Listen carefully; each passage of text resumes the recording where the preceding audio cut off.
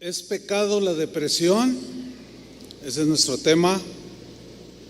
La respuesta es que podemos asegurar puntualmente, rotundamente, que la depresión en sí misma no es pecado. El pecado se genera en las respuestas o acciones que tomamos cuando estamos en una situación de tristeza o de depresión. Hay quienes maldicen, hay quienes agreden, hay quienes hacen muchas cosas. Por consiguiente, la depresión en sí misma no es pecado. Algunos cristianos afirman que un cristiano, así como usted, como yo, nunca debemos o podemos deprimirnos, a menos de que el cristiano esté en pecado. Esto tampoco es verdad del todo. No necesariamente alguien que se deprime es porque cometió algún pecado o está en pecado, no. Por ejemplo, Elías se deprimió por el temor que le embargó el que una mujer lo amenazara que le iba a quitar la vida. Moisés se deprimió, se puso mal porque el pueblo de Israel no hacía caso a la palabra de Dios. Jeremías le pasó igual, Jonás y muchos otros hombres en la Biblia. Y era gente que no estaba en pecado. Algunos de ellos transgredieron algunas cosas, algunos preceptos de Dios, pero en la depresión en sí misma no estaban cometiendo un pecado. Ahora, hay una verdad que debemos de tomar en cuenta, que no cabe la menor duda de que el ser humano ha sido afectado en todo su ser, espíritu, alma, emociones y en su cuerpo por razón del pecado. De ahí se derivaron enfermedades del cuerpo que nos quitan la vida, o la misma vejez, pero también hay que estar conscientes de que puede haber en algunas personas desequilibrios psíquicos que no tienen que ver con pecado, ¿sí? Es decir, que personas pueden tener deficiencias, por ejemplo, en el cerebro, de producir ciertos químicos que se requieren para que el cuerpo tenga equilibrio, ¿sí? Por consiguiente, es importante entenderlo, que hay personas que sí están enfermas, tienen enfermedades de tipo mental. Cuando decimos de tipo mental, no estamos diciendo que están locas, ¿no? Porque luego a veces, está loca. No. Cuando hay fanatismo religioso, también se daña a las personas que se deprimen por causas físicas, ¿sí? Es un extremo decir cosas como: te falta fe si vas a ver al doctor. Es un extremo, ese es un fanatismo religioso. Jesús mismo dijo: los enfermos no necesitan sino de doctor, avalando que necesitamos la medicina que Dios de alguna manera permitió que se desarrollara para la protección y la cura de nuestro cuerpo. Hay otros que dicen que es pecado en sí mismo ir al doctor. Pues ¿cómo va a ser pecado? Entonces son exageraciones y son extremos y que rayan en el fanatismo religioso. No. Necesitamos ser muy entendidos para darnos cuenta que hay muchas cosas que dañan el ser humano, la psique humana, la conducta humana, aunque fundamentalmente el problema de los seres humanos es el pecado. No tenemos la menor duda. Hay quienes pueden tener severas crisis de depresión por algún problema fisiológico. En estos casos, fíjese, No está peleada la fe cristiana con que una persona o aún un cristiano que tenga este tipo de situaciones médicas, pues acuda a un tratamiento médico, profesional, ¿sí? Cuando algún cristiano o alguien cristiano o no cristiano no puede salir de una profunda depresión, hay que considerar la posibilidad de que tenga algún desequilibrio que tiene que ser tratado con los profesionales de la salud.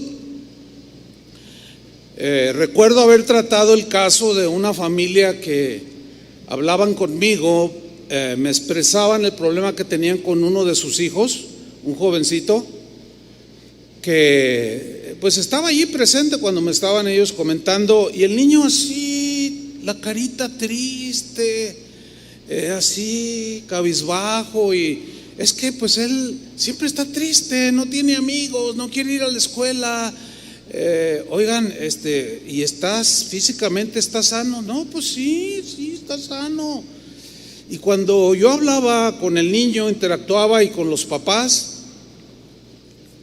sin duda que fue el Espíritu Santo, tuve un impulso del Espíritu Santo, y yo miraba al niño y yo tuve pues esto es espiritual, ¿no? Nosotros los cristianos entendemos cuando decimos, tuve un sentir de parte de Dios, ¿no? Entonces yo le dije, ¿sabe una cosa? Les dije al matrimonio, les voy a pedir un favor, lleven al niño a que le hagan un chequeo médico, que lo revisen. Y no, pero él está bien. No, pero háganlo. Y ellos obedientes lo hicieron. Y al tiempo me comentaron que efectivamente salió a la luz de que él tenía problemas se deprimía el muchachito de una manera inexplicable, porque el matrimonio es sólido, el matrimonio es pues caminan en el Señor, pero el niño entraba en profunda depresión, y descubrieron que algunos químicos que el cerebro genera para su buen equilibrio no los estaba produciendo en las cantidades suficientes, por eso de ahí su depresión. Bueno, el niño fue tratado, el jovencito fue tratado, y hasta donde yo sé, hasta el día de hoy está bien. O sea, elevó sus niveles y está en una buena calidad de vida. Entonces, ¿es pecado la depresión? No es pecado. Sin embargo, es bueno también precisar que sí hay ocasiones en las cuales un cristiano puede entrar en una depresión profunda por haber pecado. Sin duda. Vamos a ver un caso en la Biblia. Hay muchos, pero vamos a ver nada más dos. Uno es el caso del rey David.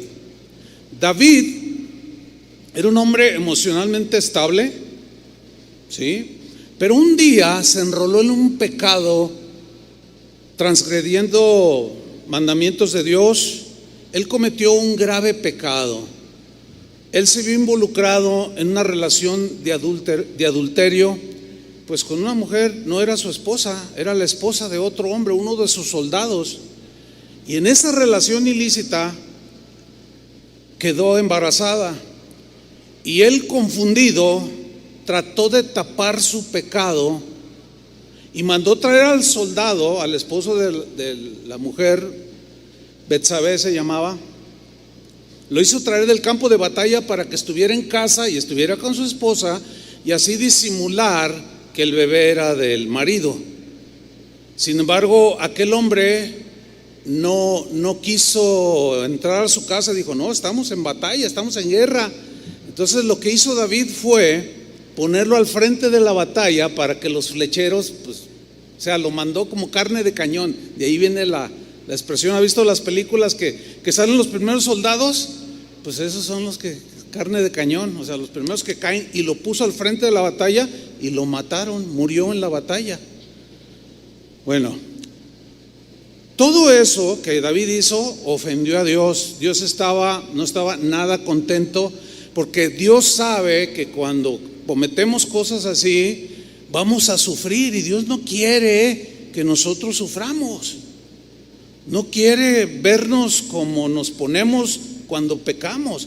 El asunto que hizo David fue, o el asunto que se le complicó más y que entró en una profunda depresión, fue que él tardó aproximadamente un año en solucionar ese pecado con Dios. Y él trató de esconder ese pecado, soportando el remordimiento de su conciencia, la condenación que su alma, que su espíritu sin duda sentía, la culpabilidad de haber hecho lo que hizo. Y esto provocó que se hundiera en una profunda depresión. En este caso, la depresión sí fue por causa del pecado. Y quiero pensar que la gran mayoría, o muchas, un buen porcentaje de los episodios de depresión en los cuales los cristianos aún entramos, es por causa de haber pecado y no haber confesado nuestros pecados a Dios y habernos apartado. No los confesamos, permanecemos en ellos, los tratamos de cubrir, y nuestra conciencia no nos deja tranquilos. La paz de Dios se va, el gozo se aleja, se entra en esa depresión. Y David en ese lapso escribió el Salmo 32, versículo 3. Y miren lo que dijo: mientras callé, o sea, cayó en cuanto a la confesión de su pecado, que lo tenía en ese momento en una depresión real. Mientras callé, mientras guardé silencio, se envejecieron mis huesos. Cuando los huesos se envejecen, duelen, ¿no? Es decir, que él pudo manifestar dolencias en su cuerpo por causa del pecado, que produce enfermedades muchas veces, en otras no siempre. Sigue diciendo David: en mi gemir todo el día. Fíjate cómo tuvo episodios en los cuales todo el día estaba en ese dolor, en ese gemir, porque su pecado no le había robado la paz y el gozo de la salvación. Versículo 4: porque de día y de noche, esto habla de algo que era continuo, permanente, se agravó sobre mí tu mano. O eso que en el Nuevo Testamento dice que el Espíritu Santo nos trae convicción de pecado. ¿Sí? Entonces él sentía que esa convicción que el Espíritu Santo le estaba poniendo en su espíritu de su pecado, pues se agravó, pero no lo confesaba y lo trataba de guardar. Y luego añadió al final del versículo 4: se volvió mi verdor en sequedades de verano. No hay nada más hermoso que ver el campo verde. ¿A cuántos les gusta ver el campo verde? Los valles, los árboles verdes, qué hermoso. Pero salga en este tiempo al campo. Yo acabo de salir el viernes pasado, fui a un pueblo aquí cercano. Está todo seco. No es muy agradable. Todas las ramas están así, los arbustos, el pasto amarillo. No hay muchas flores en el campo.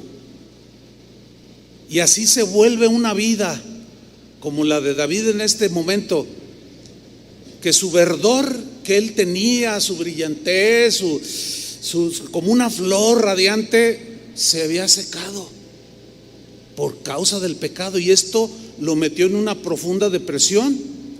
Pero un día llegó un profeta de parte de Dios y le dijo: mira, Dios sabe lo que hiciste. Y lo reprendió el profeta, y él se vio descubierto. Y cansado un día ya cansado, no pudo más, deprimido y triste, abatido hasta el suelo, buscó la paz de Dios otra vez en su corazón, buscó la paz de su alma. ¿Cuál era la solución? Confesar su pecado. Y de allí surgió el Salmo 51, que es un salmo. Cuando esté en su casa en una meditación, léalo completo, Salmo 51. Este salmo ha traído tanto verdor a los corazones secos, ha traído tanta esperanza, tanta confianza en Dios, ha devuelto la paz a infinidad de cristianos que por alguna razón se deslizaron, cometieron pecados, tenían la conciencia de pecado, pero no lo confesaban. Pero al encontrarse con este salmo, Dios, por medio del Espíritu Santo, los impulsó a beber de nuevo las aguas que refrescan y que riegan ese campo seco, y le volvió el gozo de su salvación. Vamos a leer algunos versículos del Salmo 51. Él comienza en ese profundo valle de depresión y al fin se decide por confesar su pecado. Y dice: ten piedad de mí, Dios, conforme a tu misericordia, conforme a la multitud de tus piedades, de tus bondades, borra mis rebeliones. He sido rebelde, me he rebelado contra tu palabra, me he rebelado a tu voluntad, y eso me tiene en este hoyo de depresión. Versículo 2: lávame más y más de mi maldad. Fíjese esta palabra, lávame, se entiende, eso es metafórico, es obvio, pero se entiende cuando lavamos la ropa, pues la ropa se limpia, ¿no? Queda limpia, se talla, se limpia y la suciedad se va.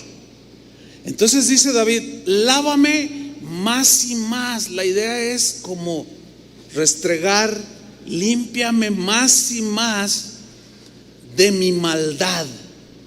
Reconozco que la maldad me ha envuelto el corazón, mi vida, mis acciones, y límpiame, le dice, de mi pecado.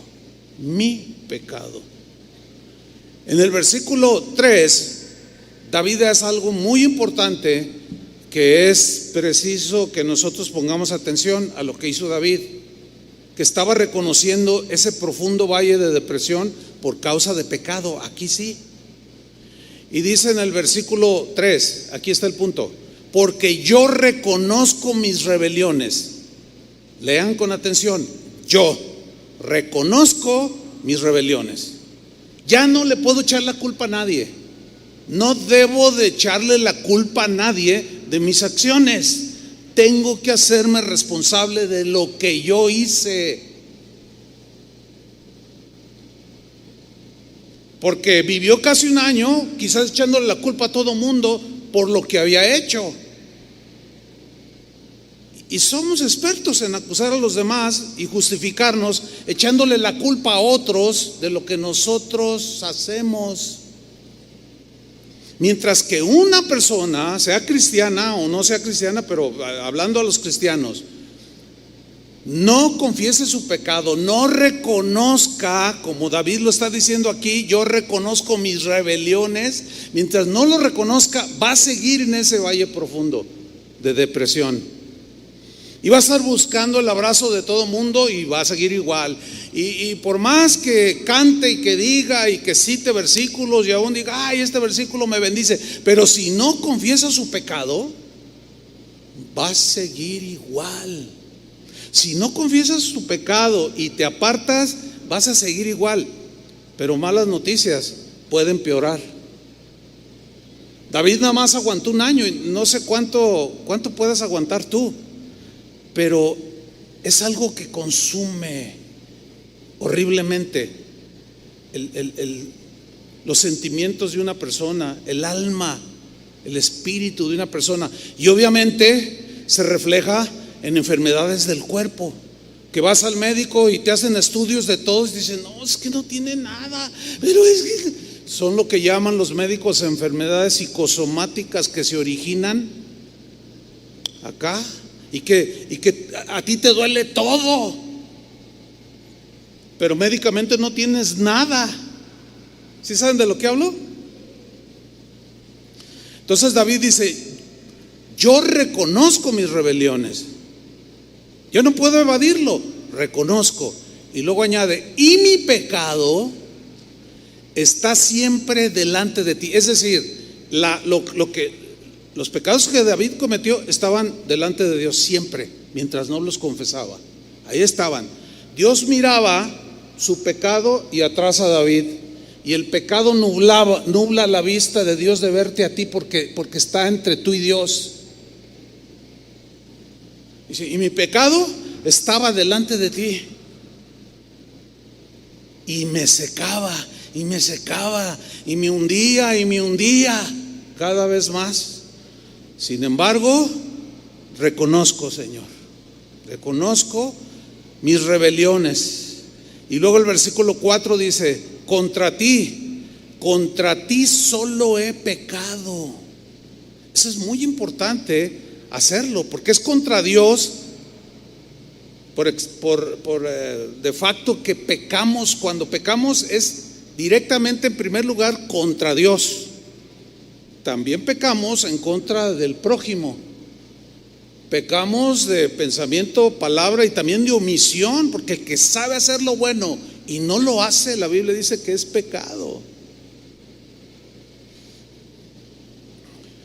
Entonces David dice, contra ti solo he pecado.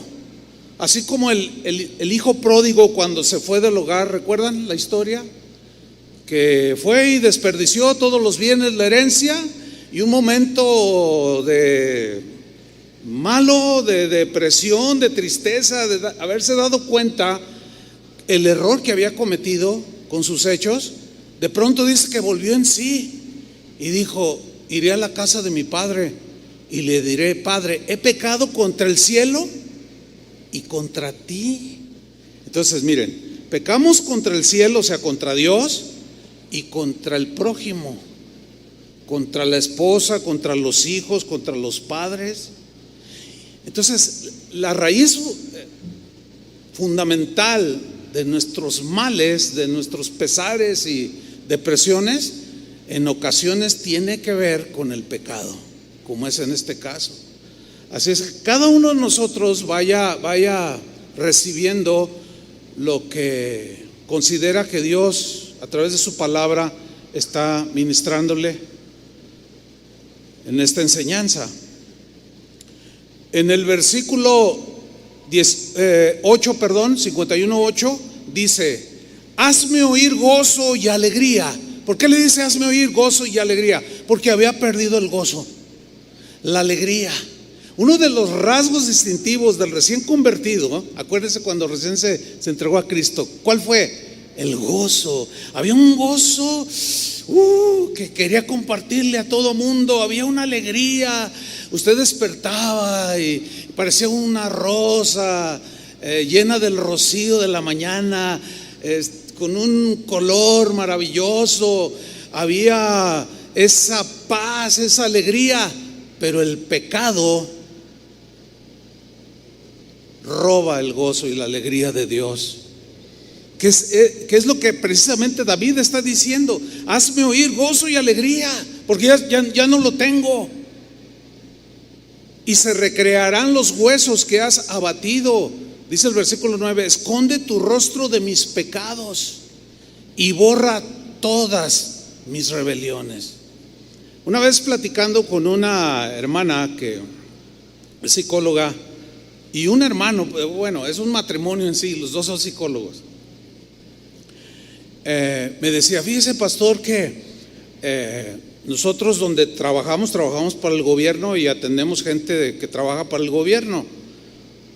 Y me decían, fíjese que con lo que nosotros hemos aprendido de cristianos y con lo que sabemos de psiquiatría y de psicología, dice, fíjese que nosotros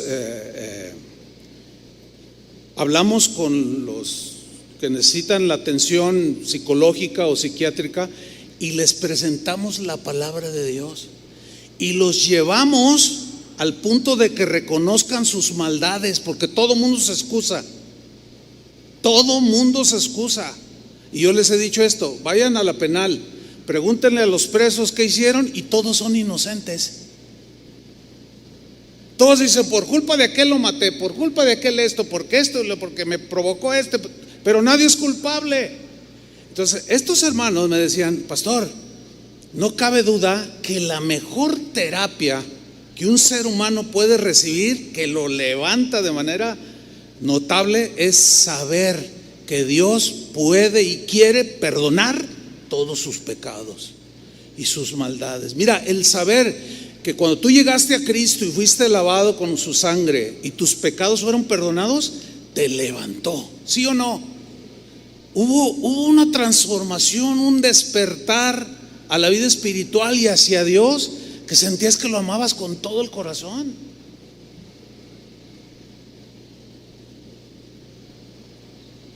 Por eso David, bueno, podemos decir que Jesús, Dios es el psicólogo de los psicólogos, ¿o no? Él nos hizo. ¿Quién mejor que Él sabe cómo funcionamos?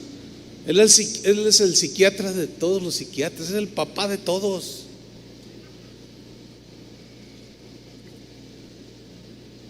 En el versículo 10, David, después de confesar sus pecados y decir, borra mis rebeliones, y creer que Dios lo estaba haciendo al confesar su pecado, le hace una petición. Le dice: crea en mí, Dios, un corazón limpio, un corazón que deje la venganza a un lado, el resentimiento, la amargura, el odio, el enojo.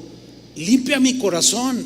¿Recuerdan que Jesús dijo: bienaventurados los limpios de corazón, porque ellos verán a Dios? No solo en aquel día o algún día lo veremos cara a cara, sino lo verán obrar alrededor de sus circunstancias. Lo verán con ojos espirituales, cómo obra a su favor en la vida cotidiana. Por eso David le dice: Señor, limpia mi corazón. Y esa debe ser una oración continua de nosotros los cristianos. Señor, no quiero sentir esto, limpia mi corazón. Él lo va a hacer. Pero hay que reconocer, hay que clamar y reconocer nuestros pecados y recibir el perdón de Dios, y tú te vas a ir dando cuenta cómo tu vida vuelve a reverdecer. Crea en mí, oh Dios, un corazón limpio, renueva un espíritu recto, correcto, que haga tu voluntad dentro de mí. ¿Cuántos quieren esto? Ahí está. Número 1, reconoce tus pecados, confiésale tus pecados, recibe el perdón de tus pecados y pídele al Señor que te dé un corazón limpio, que Él te limpie y que te dé un espíritu recto. Y así es como vas a ir creciendo en los caminos del Señor, y cada día te vas a parecer más a Cristo. Y luego en el versículo 11 continúa David orando y dice: no me eches de delante de ti. Él tenía esa sensación de que Dios lo hacía a un lado, que Dios lo desechaba, pero Dios no desecha para siempre. Nosotros somos los que tenemos esa percepción mientras no confesamos ni reconocemos nuestros pecados. Y Él le dice: no me eches delante de ti y no quites de mí tu Santo Espíritu. Él tenía sensaciones de vacío espiritual. No quites de mí tu Santo Espíritu. Miren, en el Antiguo Testamento solamente los reyes, los profetas y los sacerdotes eran aquellos en los que el Espíritu Santo reposaba de manera permanente. El pueblo en general no. Sin embargo, en el Nuevo Testamento el Espíritu Santo viene a nosotros a hacer morada. Jesús dijo: yo me voy a ir, pero les voy a enviar otro consolador. ¿Se acuerdan? El Espíritu Santo, el Espíritu de verdad, el cual vivirá en ustedes y permanecerá en ustedes. Pero el pecado nos hace tener esas sensaciones de que se me va, se me sale, y luego que se me viene, y luego que se me... No. Ahí está. Pablo dijo en una de sus cartas: no entristezcáis al Espíritu Santo, con el cual fuisteis sellado. Es decir, esa persona del Espíritu Santo que vive en nosotros se entristece cuando mentimos, cuando engañamos, cuando ofendemos, y tenemos esa sensación de vacío y decimos cosas como: ay, ya se me fue. Esa sensación tenía David, que era un rey. No, ahí estaba el Espíritu y era por el Espíritu que él estaba clamando esto. En el versículo 12 dice David: devuélveme el gozo de tu salvación. Ya había perdido el gozo, la alegría. Qué maravilloso es el gozo del Señor, ¿sí o no? Fíjate, Pablo hablaba mucho del gozo del Señor. Jesús habló de su gozo que iba a permanecer en los que creyeran en él. Pero ese gozo nos es robado cuando el pecado nos atrapa. Y se agudiza la situación cuando no lo confesamos. Y se agudiza más cuando no lo reconocemos. Que ese pecado está delante de Dios y está obstruyendo la relación. Devuélveme, le dijo, el gozo de tu salvación. Hoy soy un hombre triste, soy un hombre apagado, seco, y espíritu noble me sustente. Versículo 13: entonces, y solo entonces, enseñaré a los transgresores tus caminos, y miren el resultado de bendición para otros, y los pecadores se convertirán a ti. O sea, fíjate hasta dónde se extiende la bendición cuando tú y yo reconocemos que hemos fallado, que hemos pecado, cuando confesamos, porque nos vuelve el gozo de la salvación, volvemos a ese primer amor, y tú puedes enseñar a otros para que se conviertan a Dios. Eso es maravilloso. Luego en el versículo 14 ya claramente dice: líbrame de homicidios, oh Dios, porque había mandado a la muerte a uno de sus soldados. Líbrame, Señor, el pecado me cegó, no me justifico, lo reconozco, pero líbrame, Señor. No quiero yo ser un asesino. Dios de mi salvación, y cantará mi lengua tu justicia.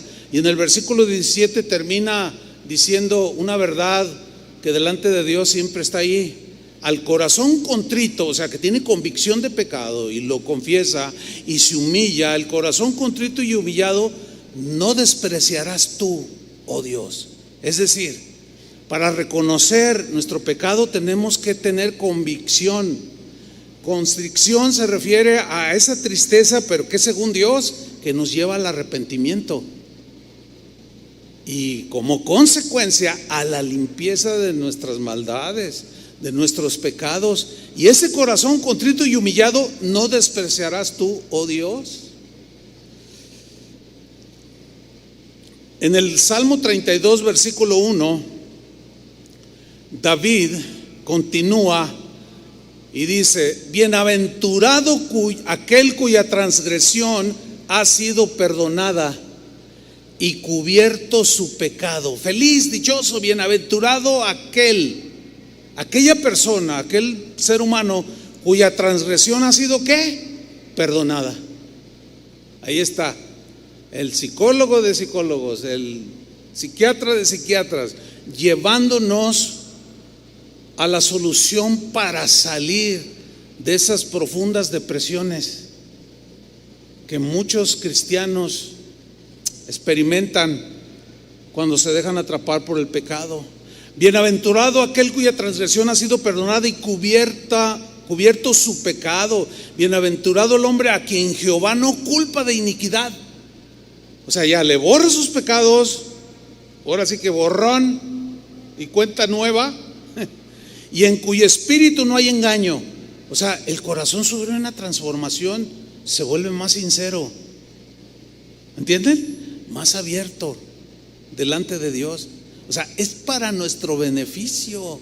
Por eso dice: dichosos, felices, bienaventurados aquellos a quienes Dios no los inculpa de iniquidad y cuyo pecado ha sido cubierto y en cuyo espíritu no hay engaño. Ha habido una transformación y hacia allá es donde Dios nos quiere llevar a cada uno de nosotros. Otro ejemplo en la Biblia de cómo el pecado nos puede conducir a la tristeza y a una profunda tristeza que puede caer en la depresión, ¿sí? En el ámbito médico no puedo meterme porque no soy médico, ¿verdad? Les mencioné que hay desequilibrios y traumas psicológicos que afectan a mucha gente, cristianos y no cristianos, pero eso debe de ser tratados por los médicos. Pero en lo espiritual sí tengo autoridad para enseñar lo que estoy enseñando, porque ahí está en la Biblia.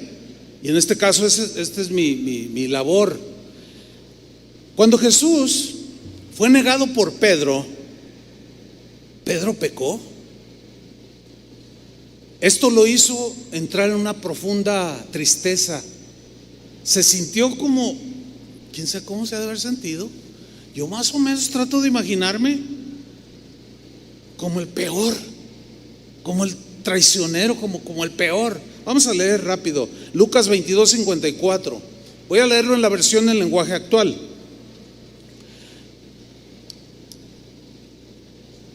Prenden a Jesús ahí en el huerto de Getsemaní y de ahí partimos la lectura. Los que arrestaron a Jesús lo llevaron al palacio del jefe de los sacerdotes. Acuérdense que cuando lo agarraron todos corrieron, dice en otros de los evangelios. Aquí dice, Pedro lo siguió desde lejos. No se sabe a qué distancia, pero me imagino que más de 50 metros no ha de haber sido. O sea, huyeron, pero él algo le llamaba, algo como queriendo hacer algo. De hecho lo intentó. ¿Se acuerdan que sacó la espada y le cortó la oreja a uno de ellos? Jesús le dijo, no, así no, guarda la espada. Entonces cuando ya lo agarran, todos corren y Pedro lo va siguiendo de lejos. Estaba confundido, estaba impactado. Cosas que nos pueden suceder a nosotros. Dice el versículo 55, allí en medio del patio del palacio habían encendido una fogata y se sentaron alrededor de ella. Pedro también se sentó con ellos. En aquel tiempo solían usar capas y se podían cubrir un poco el rostro y pues, ¿quién es? ¿Quién sabe? Yo me lo imagino así, se cubrió y se sentó con ellos, con los que estaban condenando a Jesús, Versículo 56, en eso una sirvienta vio a Pedro sentado junto al fuego, como que las llamas iluminaron su rostro y lo reconoció. Y mirándolo fijamente dijo, este también andaba con Jesús, este es uno de ellos, yo lo vi. Versículo 57, Pedro lo negó y dijo, mujer, yo ni siquiera lo conozco. Miren, cualquiera de nosotros, en un momento de presión, en un momento como el de Pedro, de confusión, podemos pecar, podemos fallar. El problema no es fallar, sino cómo enfrentas el error de haber fallado. Porque somos seres humanos propensos a fallar. La Biblia dice, no hay un solo justo. No hay hombre en la tierra que nunca peque. Todos pecamos porque nacemos ya con la naturaleza inclinada hacia la maldad. Ese no es tanto el problema, sino el problema es qué vamos a hacer o cómo vamos a responder cuando fallamos. ¿Lo vamos a guardar el pecado, la maldad, o lo vamos a confesar a Dios? Ese es el punto. Entonces él dijo, mujer, ni siquiera lo conozco. Versículo 58, al poco rato, no pasó mucho, un hombre lo vio y dijo, tú también eres de los seguidores de Jesús. Yo te conozco, sé que andabas con ellos, hasta demonios sacaste, qué sé yo. Pedro contestó, no hombre, no lo soy, no, yo no soy ese que tú dices. Volvió a negarlo la segunda vez. 59, como una hora después, otro hombre insistió. Fíjense cómo era conocido, porque fueron 3 personas distintas. Otro hombre dijo, yo estoy seguro de que este era uno de sus seguidores, pues también es de Galilea. Pedro contestó, hombre, ni siquiera sé de qué me hablas. En la Reina Valera dice que él maldijo. Algunos, yo me inclino a decir que eso de maldición, de maldecir, no fueron palabras groseras, sino de negación que lo conocía. Porque decir otra cosa que Dios no es o negarlo es como mal decir, hablar mal. Ahora, ¿qué sucedió? En el versículo 60, hombre, ni siquiera sé de qué me hablas. No había terminado Pedro de hablar cuando de inmediato el gallo cantó. En ese momento, aquí es donde quiero que pongan mucha atención. Porque Jesús le había dicho que lo iban a crucificar y Pedro dijo, no, yo doy mi vida por ti. Dijo, mira Pedro, no confíes tanto en ti, en pocas palabras, ¿no? Confía en mí, en Dios. No, yo soy acá el Juan Camaney, yo soy el superhombre, ¿verdad? El capitán, no sé qué. Y Jesús, que sabe el futuro y todo, también lo permitió para enseñarle. Entonces le dice, mira Pedro, tranquilo. No, que yo, mira, antes de que cante el gallo me vas a negar 3 veces. No, tú vas a ver que no. O sea, no confíes en tu propia prudencia. Reconoce al Señor en todos tus caminos, encomienda a Él tu día, tus caminos, tus negocios, tu familia, y va a funcionar mejor, te lo aseguro. Entonces dice que el gallo cantó, versículo 61, y aquí quiero que pongan atención. En ese momento, justo cuando el gallo canta, después de que Pedro lo negó 3 veces, Jesús se volvió. Me gusta esta traducción porque plasma como más vívido el momento, lo cual me comprueba de que no era muy lejos la distancia. Han de haber sido entre 30, 20, 25 metros, qué sé yo. Dice que Jesús se volvió y miró a Pedro. Sus miradas se cruzaron o se encontraron. Ahora, ¿cómo lo miró Jesús? Así como cuando tú miras al que te cae mal, así con ojos de que lo quieres fundir. No, porque no es igual que tú, ni que yo. Porque el lenguaje corporal, el cuerpo también tiene un lenguaje. Las miradas tienen un lenguaje. Las muecas, las sonrisas. Fíjate, una sonrisa puede ser bien sincera, así como de simpatía, y una sonrisa así de, me los vas a pagar. No, qué horribles somos, ¿a poco no? No, así hablando en plata pura. Somos seres, la verdad, despreciables. Sin embargo, para Dios que nos creó, nos ve diferentes. Por eso quiere ver a Cristo formado en nosotros. Y esa mirada no era de condenación, estoy convencido que no.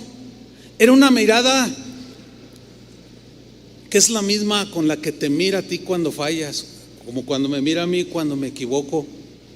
Una mirada llena de compasión, de paciencia, una mirada tierna que no ha cambiado, hermanos. La misma mirada que recibió Pedro es la misma con la que te mira a ti. Porque mira la reacción de Pedro. Jesús se volvió y miró a Pedro. Entonces Pedro se acordó de lo que Jesús le había dicho. Hoy, antes de que el gallo cante, vas a decir 3 veces que no me conoces. Ahora, fíjate lo que le pasó a Pedro. 62. Pedro salió de aquel lugar. Yo imagino que salió a paso veloz o corriendo, no lo sé. Y se puso a llorar. Y el texto dice, con mucha tristeza, con mucho remordimiento, con mucho cargo de conciencia. ¿Cómo es posible que lo negué? Tanto bien que me hizo y en lo que he terminado. ¿Cuánto necesitamos al Señor? ¿Cuántos dicen amén? ¿Cuánto necesitamos mirar a los ojos todos los días al Señor? Porque Él nos mira y su mirada es la misma. Nos quiere llevar a un arrepentimiento, como fue el caso de Pedro. Nada más que esa mucha tristeza que dice el texto, sin duda que se sintió el ser más despreciable. con una convicción de haberle fallado al Señor, con un cargo de conciencia espantoso. Sin embargo, no lo hundió en la depresión, sino que fue precisamente esa mirada que le trajo convicción de su error garrafal, que al arrepentirse lo levantó. De allí que David dijo: bienaventurado aquel cuya transgresión, aquel al cual Dios no inculpa de iniquidad, aquel que le son borrados sus pecados, porque es cuando Dios nos levanta. Ahora, voy a tocar un punto a continuación que es muy complejo, no es fácil de tratar, es incluso muy controversial entre los cristianos o dentro del cristianismo, y es el tema del suicidio. Porque hay quienes se quitan la vida cuando están en profunda depresión. Pero el tema es amplio, pero voy a dar nada más algunos puntos que considero propios para esta enseñanza. Miren, la Biblia registra por lo menos 6 casos de personas que se quitaron la vida, se suicidaron por distintas razones. El primer caso de un suicida que la Biblia menciona es el de un hombre llamado Abimelec. ¿Quién era este hombre? Bueno, no vamos a leer todo, nada más un texto, pero en el libro de los Jueces, ahí se ve que Abimelec era un hombre malo, era un hombre sanguinario, era un asesino que no le importaba despojar ni quitarle la vida a quien sea. Era desalmado, un hombre malo, para que usted entienda. Hubo un momento en que pues había guerra. Siempre en esos tiempos bíblicos había mucha guerra con las tribus aledañas, y aunque este hombre Abimelec pertenecía al pueblo de Dios, era un hombre sanguinario. Y en una de esas guerras, dice el libro de los Jueces que una mujer X, no dice el nombre, agarró una piedra, no sé, para defenderse allí y la lanzó. ¿Y qué creen? Que le da en la cabeza a este hombre llamado Abimelec. Le fracturó el cráneo.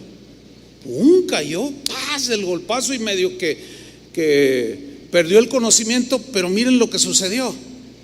Jueces 9:54.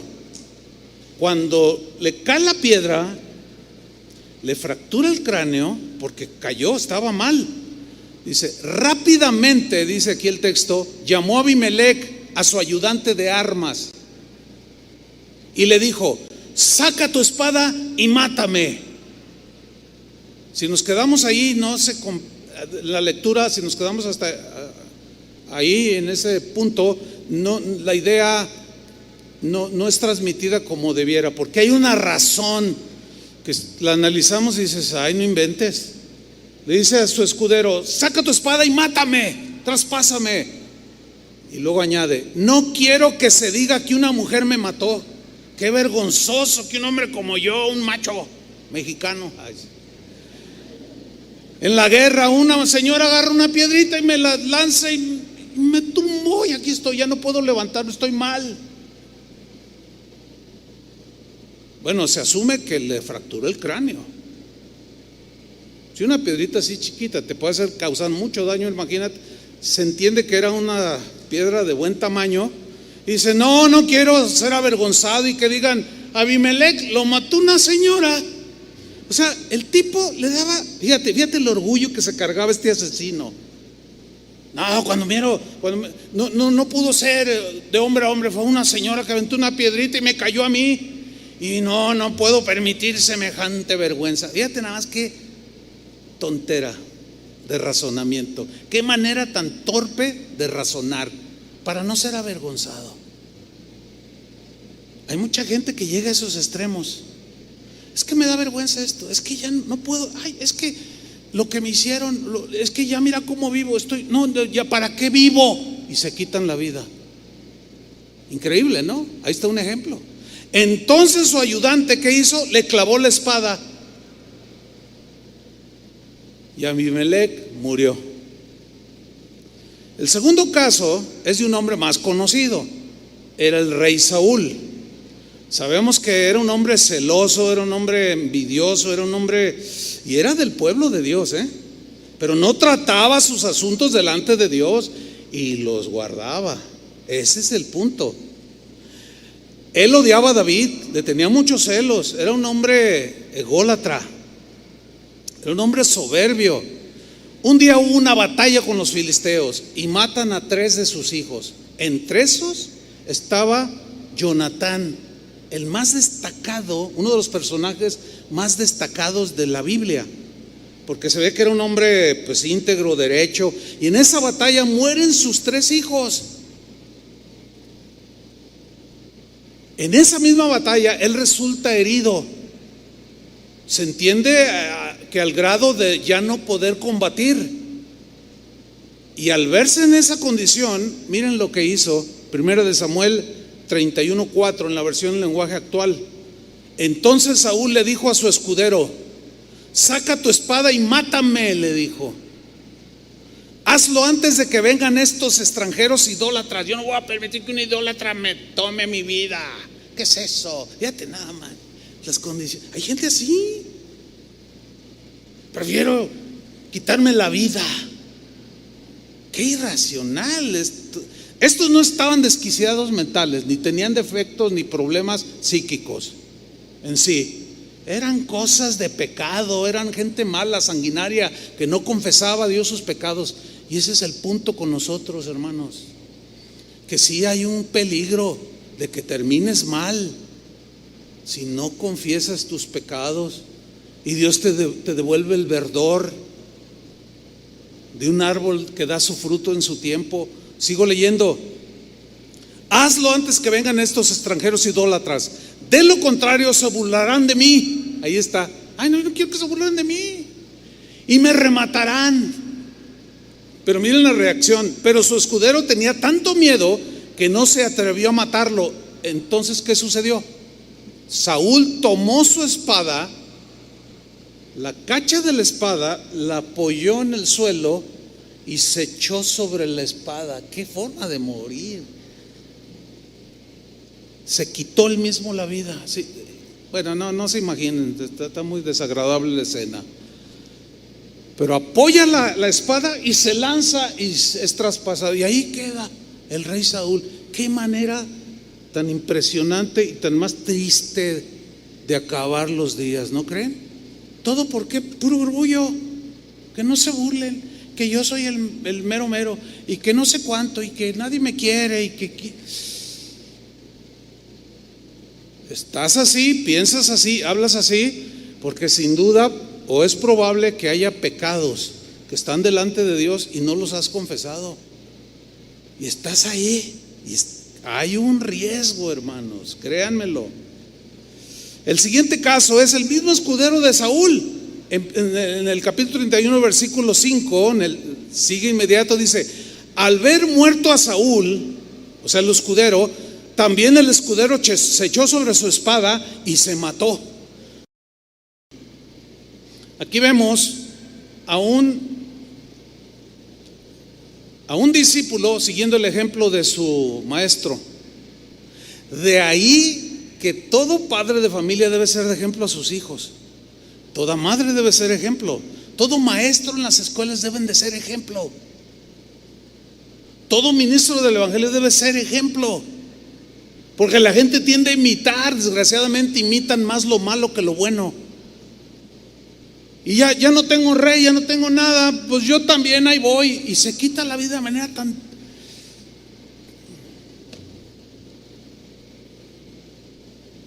terrible. ¿Qué forma de terminar la vida? Otro caso es el de un hombre llamado Aitofel. ¿Quién era este hombre? Miren, David tenía varios hijos. Uno de ellos se llamaba Absalón, ¿se acuerdan? Bueno, este Absalón no salió con el corazón noble como el de David. Este era rebelde. Dice la Biblia que hay una versión que dice que era guapísimo. O sea, era un hombre muy, muy atractivo. Tenía una cabellera así bien rizada y era un hombre que lo miraban impresionaba. Y luego hay mujeres que se dejan impresionar así muy frívolamente. No, pues el tipo siempre andaba acá muy... Bueno, él un día dijo: yo quiero ser rey. O sea, no se esperó para heredar el reino ni siquiera. Además había otros arriba de él o antes de él. Y se rebeló contra su padre, Absalón. Y Aitofel lo apoyó. Le digo: sí, tú eres el más guapo, tú eres el mejor, sí, yo te apoyo. Y se nombró rey, se autoproclamó rey. Le dio un golpe de estado a su padre. Era un traicionero. Qué horrible ser traicionado, y más por un hijo. Es de los eventos más difíciles que un ser humano puede enfrentar, la traición de alguien, y más cercano al cual amas. Bueno, este tal Aitofel, que apoyó a Absalón, hubo un momento en que siguió aconsejando a Absalón y a los israelitas que apoyaban a Absalón, pero no le hicieron caso. Y miren lo que sucedió. Segundo de Samuel 17:23, versión Palabra de Dios para Todos. Al ver a Aitofel que los israelitas no habían seguido su consejo, o sea, como decían: no, bueno, lo que dijiste antes estaba bien, pero no queremos oírte. Al ver que no habían seguido su consejo, fíjense lo que hizo: calladito, ensilló un asno, dice, y se fue a su pueblo natal. Fíjense su proceder, pongan atención. Después de dejar en orden todos sus asuntos, pagó la luz, el teléfono, dejó su testamento, arregló todos sus asuntos bien. Después de dejar en orden sus asuntos familiares, se ahorcó. Pero ¿cuál fue la razón? Porque ya no sirvo para nada, ya nadie me hace caso. ¿Para qué estoy en este mundo? Mucha gente piensa así. Eso no es más que un orgullo que te puede destruir. Fue y se ahorcó y murió y fue sepultado en la tumba de su padre. ¿Notan las maneras de morir tan tristes? Bueno, está el caso de otro hombre llamado Zimri. ¿Quién era Zimri? Era un comandante del ejército de Israel. Él, para llegar a sentarse en el trono de Israel, asesinó al rey que estaba en ese momento. Se llamaba Ela, así se llamaba él. Pero obviamente se hizo toda una revuelta. Defendieron pues ese reinado. Se vio acorralado por los que estaban del lado del rey que él había asesinado. Era un asesino. Miren lo que hizo. Primera de Reyes 16:18.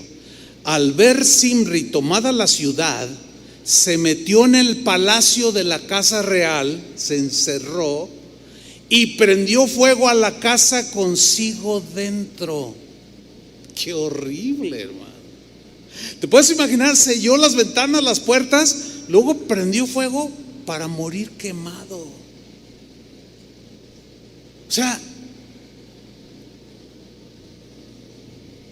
¿por qué llegan a ese grado? Era un asesino. Nunca, y era del pueblo de Dios, decía que era del pueblo de Dios, pero asesinó, despojó, todo a mansalva. Nunca confesó, nunca reconoció. Era un hombre vacío, seco. Y cuando vio sus aspiraciones truncadas, se quemó él mismo. Qué horrible, hermanos. Ahora quiero que vean el versículo 19. Así murió este hombre por los pecados que había cometido. ¿A dónde lo llevaron sus pecados no confesados? Al suicidio, hermanos.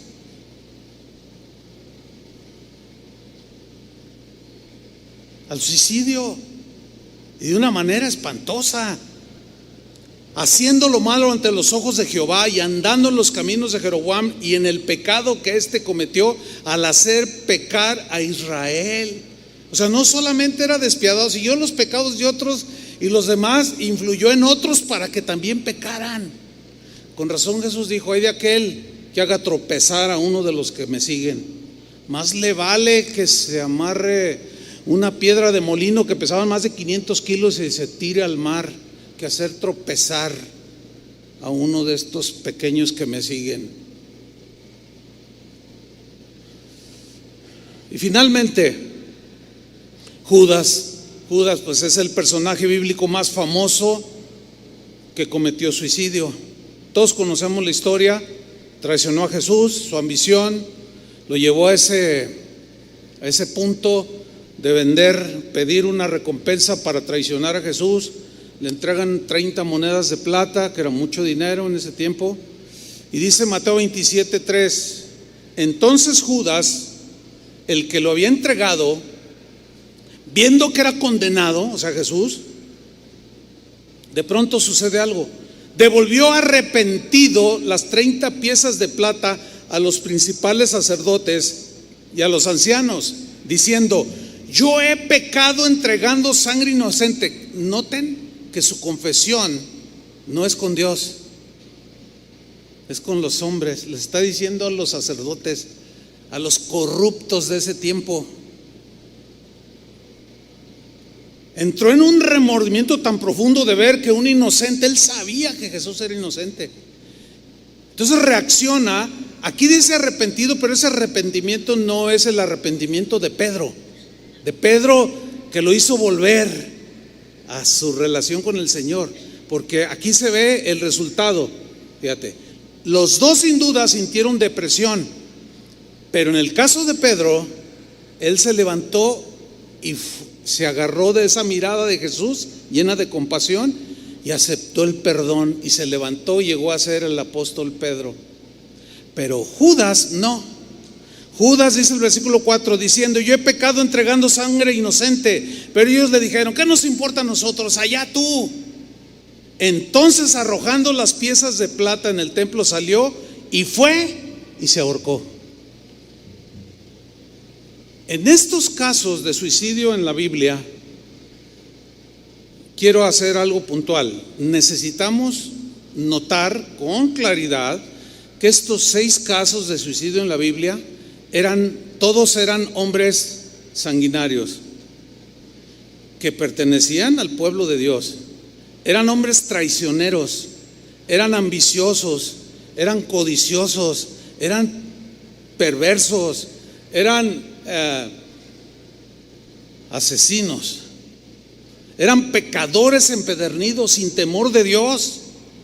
Esto es importante subrayarlo, porque quienes cometieron suicidio en la Biblia, estos rasgos eran muy notorios, nunca confesaban y terminaron quitándose la vida ellos solos. Esto es importante mencionarlo. ¿Por qué? Les voy a decir por qué. Porque en estos últimos tiempos, ya hablando aquí con nosotros, aquí en el siglo XXI, últimamente, de 5 años para acá, ha cobrado auge una enseñanza dentro del cristianismo y que las redes sociales se han encargado de difundir. Ha surgido una enseñanza que es sumamente peligrosa. Algunos maestros cristianos están diciendo cosas perversas respecto a qué sucede con un cristiano que se suicida. Hace 5 o 6 años aproximadamente atrás, hubo un evento donde había varios miles de personas, había varios predicadores. Hubo una sesión, como una mesa redonda, donde los presentes hacían preguntas a los pastores, los maestros de la Biblia. Entonces, uno de los asistentes le hizo una pregunta a un pastor que pues es reconocido y lo tienen en alta estima, y le preguntaron la siguiente pregunta: ¿qué pasa con un cristiano que se suicida? Y este pastor, sin medir consecuencias de la diversa audiencia que tenía allí, contestó sin miramiento alguno lo siguiente. Dijo: se va derecho al cielo. Gente que estaba allí presencial en esa conferencia, había buena cantidad de pastores y miembros de las iglesias en general, se levantaron en señal de desaprobación de tal afirmación tan absurda, tan falta de sabiduría, soltarla sin no pasa nada. Nuestra salvación en Jesús está segura, hagas lo que hagas, te pegas, te suicidas, te vas derechito al cielo. Muchos de ellos se levantaron y se salieron. Ahora, yo en lo personal, yo quiero decirles esto a ustedes en esta mañana. Es muy importante, yo quiero resaltar lo siguiente, escuchen, ninguno de los hombres de Dios que vemos en la Biblia que se deprimieron profundamente, aún algunos de ellos desearon morir en ese momento. Algunos también le pidieron a Dios: quítanos la vida, Señor.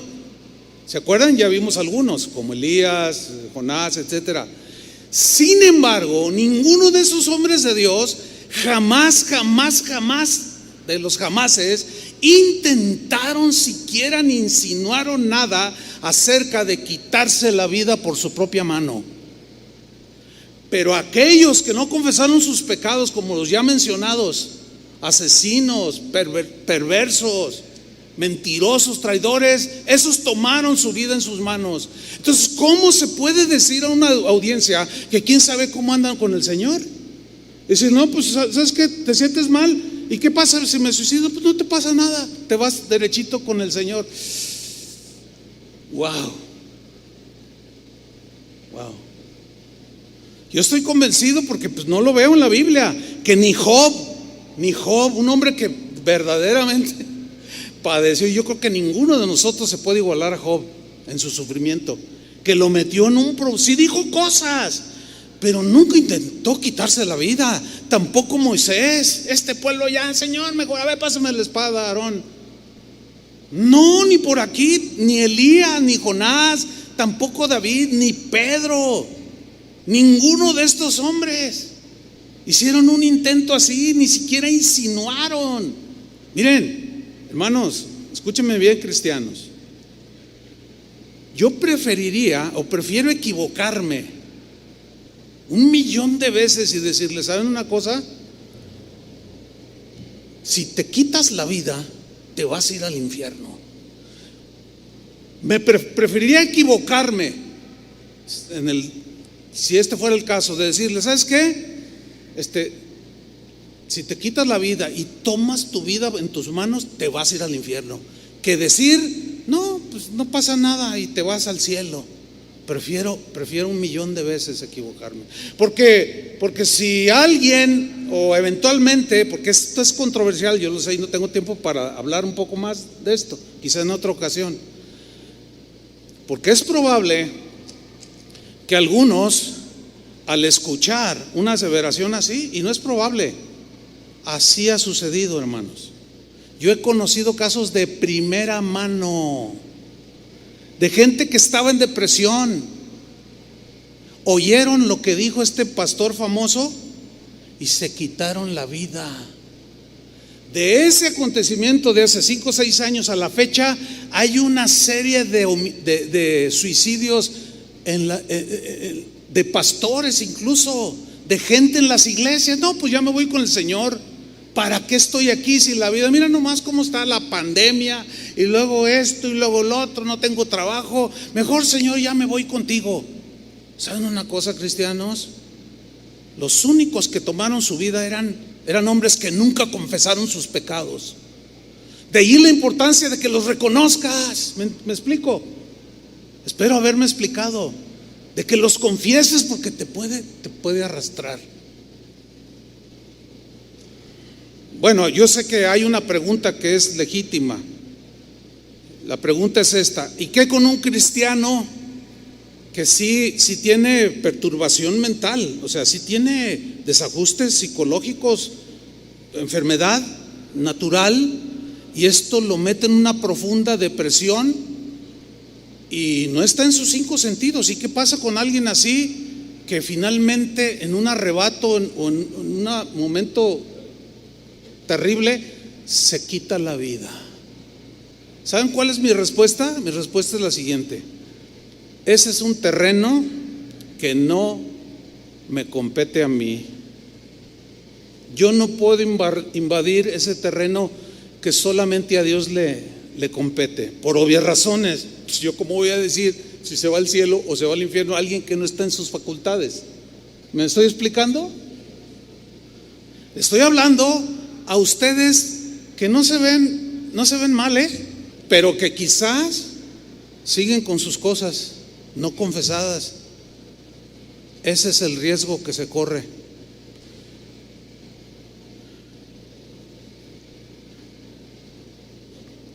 Lo que sí puedo yo decir es que un verdadero cristiano puede caer en una depresión.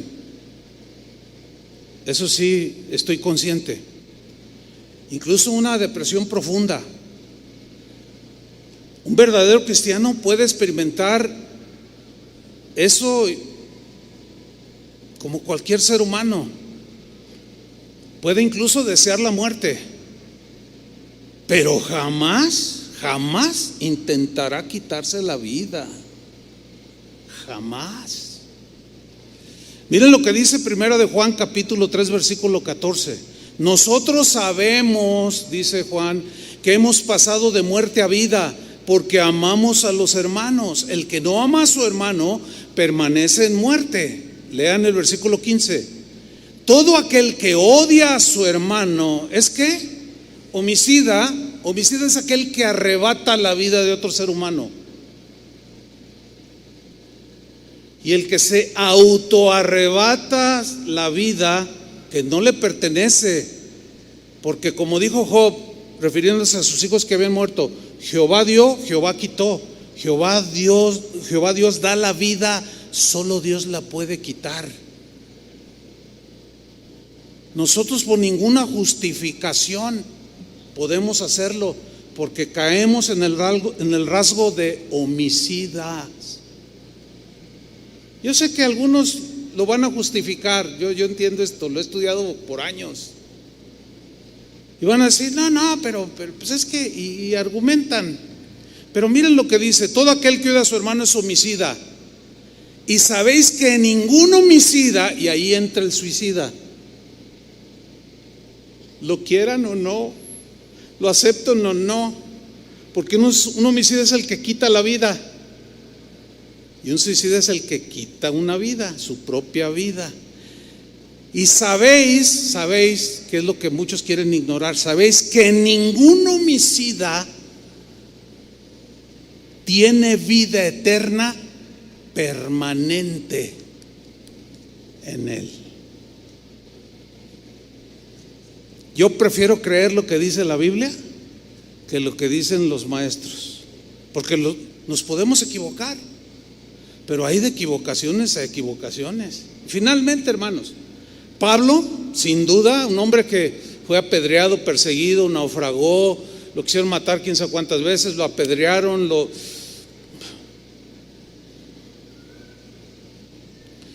Pablo fue un hombre que sin duda tenía suficientes razones para en algún momento terminar con su vida, porque muchos lo han hecho. Sin embargo, no lo hizo. Pero ¿por qué Elías no se quitó la vida? ¿Pero por qué Job no se quitó la vida? ¿Y por qué Abraham, cuando iba a ver que sacrificar a su hijo, pues mejor me mato yo? ¿Por qué no? Ningún hombre ni mujer como los que menciona la Biblia, ni siquiera insinuaron, ni intentaron siquiera quitarse la vida. ¿Y por qué esos otros 6 sí? ¿Y por qué Pablo no? Teniendo razones suficientes. Por muchísimo menos, mucha gente se quita la vida de lo que el apóstol Pablo vivió. Es más, Pablo ni siquiera avaló un eventual suicidio de un cristiano, mucho menos insinuó la opción para un cristiano de salir por la puerta falsa del suicidio, y mucho menos asegurar o enseñar que el que se quita la vida se va al cielo. para nada. Termino leyendo 2 Corintios 4:7 y dice así: cuando Dios nos dio la buena noticia, o sea, el evangelio, puso, por así decirlo, un tesoro en una frágil vasija de barro. O sea, él decía: yo soy como una vasija, y lo que depositó, eso es lo valioso, el evangelio. Ahora, ¿en qué consiste el evangelio? ¿En un evangelio con la opción de muerte o de vida? Pregunto. Pues de vida. Bueno, continúo. Así, cuando anunciamos la buena noticia, la gente sabe que el poder de ese mensaje viene de Dios. El mensaje de Dios es tan poderoso que puede sacar a la persona más deprimida del hoyo más profundo, como a Job, como a Elías, como a Jonás, como a Pablo, como a Pedro. Ese mensaje es poderoso. No creo que haya opción de que ese mensaje se haya rebajado su poder para tener la opción: pues me encierro en mi cuarto, prendo fuego, agarro un cuchillo y me tiro sobre él, agarro una pistola y me tiro un balazo. Pero para nada, ¿en qué mente cristiana cabe eso, hermanos? Bueno, al menos Casa de Oración reprueba esa enseñanza. No coincidimos con ella, porque lo que me dice la Biblia es otra cosa, y Pablo lo está diciendo. La buena noticia, el poder, tiene un poder, es el mensaje de Dios, no es de nosotros, que somos tan frágiles como el barro, pero el mensaje tiene poder. Dice el versículo 8: por eso, aunque pasamos por muchas dificultades, no nos desanimamos. O sea, en otra parte dice que sí se entristecía, pero no al grado de decir: ya, Timoteo, traspásame con la espada. No inventen. ¿De dónde? Entonces dice: sí, tenemos muchas dificultades, pero no nos desanimamos al grado de ya no tengo esperanza. No, tenemos preocupaciones, sí, tenemos preocupaciones, pero no perdemos la calma. La gente nos persigue, y cómo sufrieron la persecución, pero Dios no nos abandona. Nos hacen caer, pero no nos destruyen. A donde quiera que vamos, todos pueden ver que sufrimos lo mismo que Cristo, y que por obedecerlo estamos siempre en peligro de muerte. Qué vida tan difícil, hermanos. Pero también pueden ver por medio de nosotros que Jesús tiene poder para dar vida. Él dijo: las palabras que yo les he hablado son espíritu y son vida. Jamás puede producir en la vida de un creyente o de un cristiano, el quitarse la vida. Y si alguien lo logra, es porque era como un Zimri, como un Aitofel, como un Saúl, como un Judas, que traicionaron, mintieron, asesinaron, pero nunca confesaron sus pecados y nunca salieron de ese hoyo de la depresión y decidieron terminar con su vida. No, hermanos, eso no es para nosotros. Reprobamos ese mensaje. Creemos que el evangelio es vida, da vida. ¿Quién no ha tenido esos tiempos difíciles? Todos. Pero ¿cuántas veces el Señor nos ha levantado con su palabra? A ver, digan amén o no digan. Yo he tenido momentos difíciles, pero jamás por acá, no. Encuentro mucha palabra de Dios que me levanta, que me da ánimos para continuar. Y cuando leo la promesa de Apocalipsis, allá en el cielo no habrá más llanto, ni más tristeza, ni más dolor, y se acabó. Pero aguanten, cristianos, como verdaderos cristianos, porque el que decide quitarse la vida y lo logra fue un apóstata, porque negó el poder de Dios, negó el poder del evangelio y negó que Dios es fiel para perdonar sus pecados, y decidió tomar justicia por su propia mano, pero el fin es de perdición eterna. Había que decirlo y se dijo, como dicen por ahí. ¿Cuántos creen que el evangelio es el poder de Dios para salvación? Dele un aplauso al Señor. Gracias, Señor.